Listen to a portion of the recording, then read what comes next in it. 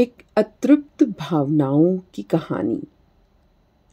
आँखें, सादत हसन मंटो जी द्वारा लिखी हुई। उसके सारे जिस्म में मुझे उसकी आँखें बहुत पसंद थी। ये आँखें बिल्कुल ऐसी ही थी जैसे अंधेरी रात में मोटर कार की हेडलाइट्स, जिनको आदमी सबसे पहले देखता है। आप ये न समझिएगा कि वो बहुत खूबसूरत आंखें थी, हरगिज नहीं। मैं खूबसूरती और बदसूरती में तमीज कर सकता हूं, लेकिन माफ कीजिएगा, इन आंखों के मुआमले में सिर्फ इतना ही कह सकता हूं कि वो खूबसूरत नहीं थी, लेकिन इसके बावजूद उनमें बेपनाह कशिश थी। मेरी और उन आंखों की मुलाकात एक अस्पताल में हुई। मैं उस अस्पताल का नाम आपको बताना नहीं चाहता, इसलिए कि इससे मेरे इस अफसाने को कोई फायदा नहीं पहुंचेगा। बस आप यही समझ लीजिए कि एक अस्पताल था जिसमें मेरा एक अजीज ऑपरेशन कराने के बाद अपनी जिंदगी की आखिरी सांस ले रहा था। यूं तो मैं तीमारदारी का कायल नहीं, मरीजों के पास जाकर उनको दम दिलासा देना भी मुझे नहीं आता, लेकिन अपनी बीवी के बेहम इसरार पर मुझे जाना पड़ता है कि मैं अपने मरने वाले अजीज को अपने खुलूस और मोहब्बत का सबूत दे सकूं। यकीन मानिए कि मुझे सख्त कोफ्त हो रही है। अस्पताल के नाम ही से मुझे नफरत है, मालूम नहीं क्यों। शायद इसलिए कि एक बार बंबई में अपनी बूढ़ी हमसाई को, जिसकी कलाई में मोच आ गई थी, मुझे जेजे अस्पताल में ले जाना पड़ा। वहां कैजुअल्टी डिपार्टमेंट में मुझे कम से कम 2.5 घंटे इंतजार करना पड़ा था। वहां मैं जिस आदमी से भी मिला, लोहे के मानींद सर्द और बेहीस था।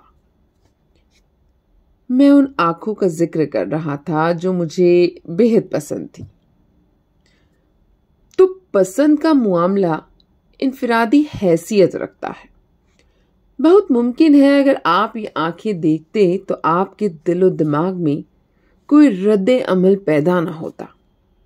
ये भी मुमकिन है कि आपसे अगर उनके बारे में कोई राय तलब की जाती तो आप कह देते, निहायत वाहियात आंखें हैं।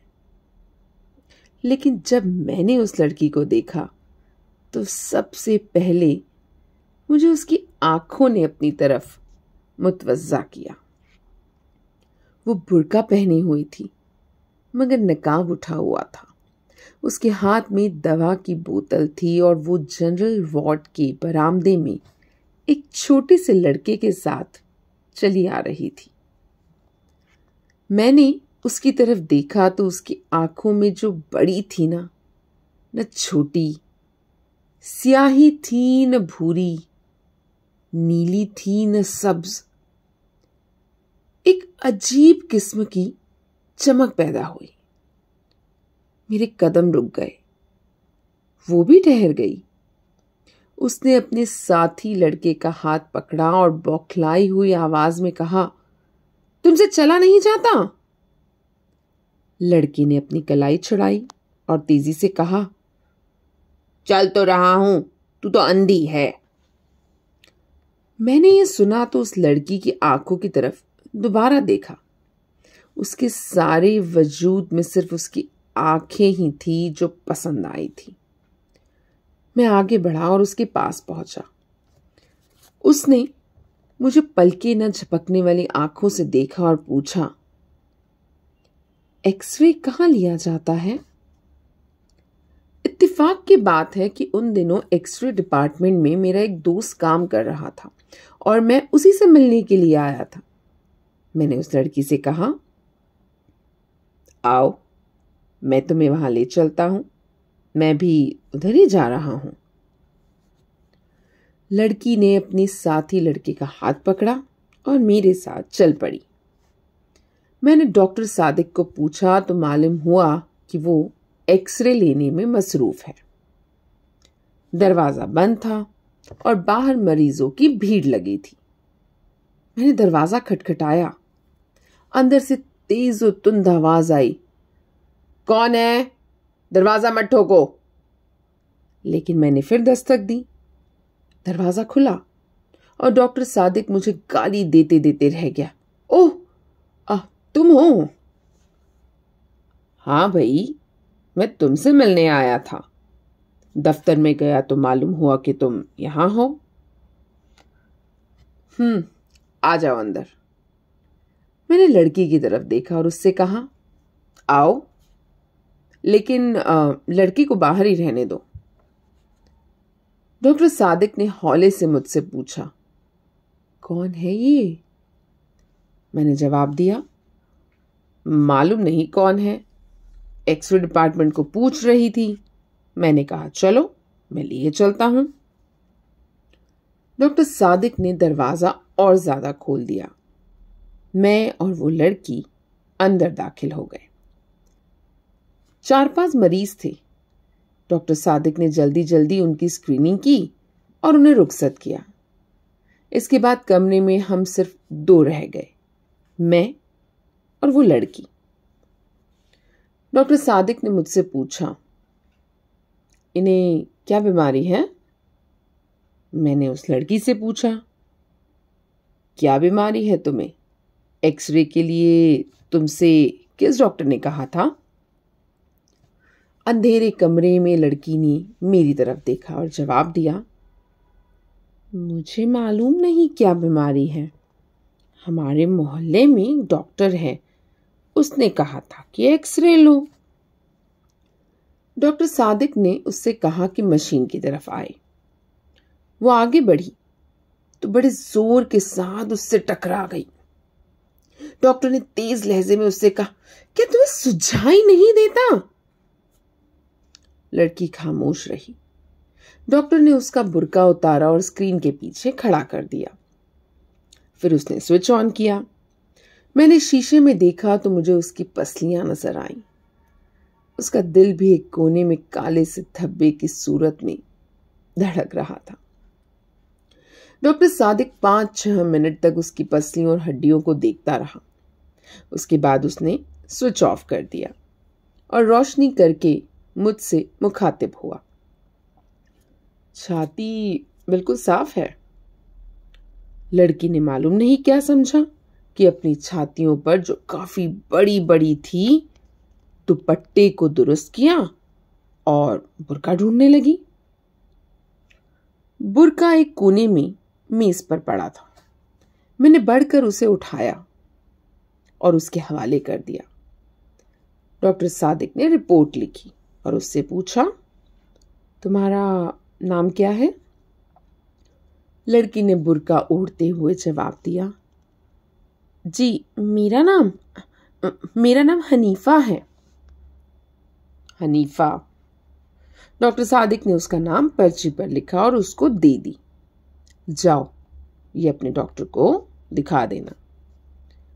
लड़की ने पर्ची ली और कमीज के अंदर अपनी अंगिया में उड़स ली। जब वो बाहर निकली तो मैं गैर इरादी तौर पर उसके पीछे पीछे था, लेकिन मुझे इसका पूरी तरह एहसास था कि डॉक्टर सादिक ने मुझे शक की नजरों से देखा था। उसे जहां तक मैं समझता हूं, इस बात का यकीन था कि उस लड़की से मेरा ताल्लुक है। हालांकि जैसा आप जानते हैं, ऐसा कोई मामला नहीं था, सिवाय इसके कि मुझे उसकी आंखें पसंद आ गई थी। मैं उसके पीछे पीछे था। उसने अपनी साथी लड़की की उंगली पकड़ी हुई थी। जब वो तांगों के अड्डे पर पहुंचे तो मैंने हनीफा से पूछा, तुम्हें कहाँ जाना है? उसने एक गली का नाम लिया तो मैंने उससे झूठ मूठ कहा, मुझे भी उधर ही जाना है, मैं तुम्हें तुम्हारे घर छोड़ दूंगा। मैंने जब उसका हाथ पकड़कर तांगे में बिठाया तो मुझे महसूस हुआ कि मेरी आंखें एक्स रीज का शीशा बन गई हैं। मुझे उसका गोश्त पोस्ट दिखाई नहीं देता था, सिर्फ ढांचा नजर आता था, लेकिन उसकी आंखें वो बिल्कुल साबित व सालिम थी, जिनमें बेपनाह कशिश थी। मेरा जी चाहता था कि उसके साथ बैठूं, लेकिन ये सोचकर कोई देख लेगा, मैंने उसके साथी लड़के को उसके साथ बिठा दिया और आप अगली नशिस्त पर बैठ गया। मैं सआदत हसन मंटो हूं। मंटो? ये मंटो क्या हुआ? कश्मीरियों की एक जात है। हम भी कश्मीरी हैं। अच्छा, हम कुंगदाइस हैं। मैंने मुड़कर उससे कहा, ये तो बहुत ऊंची जात है।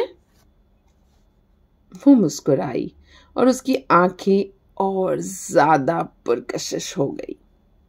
मैंने अपनी जिंदगी में बेशुमार खूबसूरत आंखें देखी थी, लेकिन वो आंखें जो हनीफा के चेहरे पर थी बेहद पुरकशिश थी। मालूम नहीं उनमें क्या चीज थी जो कशिश का बायस थी। मैं इससे पेशतर अर्ज कर चुका हूं कि वो कतन खूबसूरत नहीं थी, लेकिन इसके बावजूद मेरे दिल में खूब रही थी। मैंने जसारत से काम लिया और उसके बालों की एक लट को, जो उसके माथे पर लटक कर उसकी एक आंख को ढांप रही थी, उंगली से उठाया और उसके सर पर चस्पा कर दी। उसने बुरा न माना। मैंने और जसारत की और उसका हाथ अपने हाथ में ले लिया। इस पर भी उसने कोई मुजाहमत न की और अपने साथी लड़के से मुखातिब हुई। तुम मेरा हाथ क्यों दबा रहे हो? मैंने फौरन उसका हाथ छोड़ दिया और लड़के से पूछा, तुम्हारा मकान कहाँ है? लड़के ने हाथ का इशारा किया, उस बाजार में। तांगे ने उधर का रुख किया। बाजार में बहुत भीड़ थी, ट्रैफिक भी मामूल से ज्यादा। तांगा रुक रुक कर चल रहा था। सड़क में चूंकि गड्ढे थे, इसलिए जोर के धचके लग रहे थे। बार बार उसका सर मेरे कंधों से टकराता था और मेरा जी चाहता था कि उसे अपने जानू पर रख लूं और उसकी आंखें देखता रहूं। थोड़ी देर बाद उनका घर आ गया। लड़के ने तांगे वाले से रुकने के लिए कहा। जब तांगा रुका तो वो नीचे उतरा। हनीफा बैठी रही। मैंने उससे कहा, तुम्हारा घर आ गया है। हनीफा ने मुड़कर मेरी तरफ अजीबो गरीब आंखों से देखा। बदरू कहाँ है? मैंने उससे पूछा। कौन बदरू? वो लड़का जो मेरे साथ था। मैंने लड़के की तरफ देखा जो तांगे के पास खड़ा था। ये खड़ा तो है। अच्छा, यह कहकर उसने बदरू से कहा, बदरू मुझे उतार तो दो। बदरू ने उसका हाथ पकड़ा और बड़ी मुश्किल से नीचे उतारा। मैं सख्त मुतैयर था। पिछली नशिस्त पर जाते हुए मैंने उस लड़के से पूछा, क्या बात है, ये खुद नहीं उतर सकती? बदरू ने जवाब दिया, जी नहीं, इनकी आंखें खराब है, दिखाई नहीं देता। तो ये थी सआदत हसन मंटो जी की कहानी आंखें। है ना अतृप्त भावनाओं की कहानी। आंखों की रोशनी से वंचित हनीफा को, जिसमें पुरकशिश होकर सआदत जी फिदा हो जाते हैं। अस्पताल जहां पर वो उन्हें मिलती है, कि आंखों की गहराई में डूबकर वो उसको घर तक छोड़ने जाते हैं और मंजिल पर पहुंचकर तांगे से उतरने के समय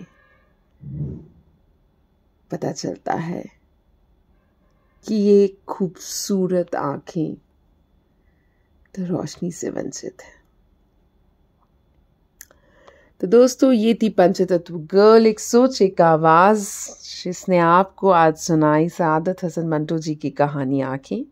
पंचतत्व गर्ल फिर से लौट कर आएगी इसी तरह की किस्से, कहानी और कविताओं के साथ। तब तक हंसते रहिए, मुस्कुराते रहिए और सुनते रहिए। थैंक यू, प्रणाम, नमस्कार।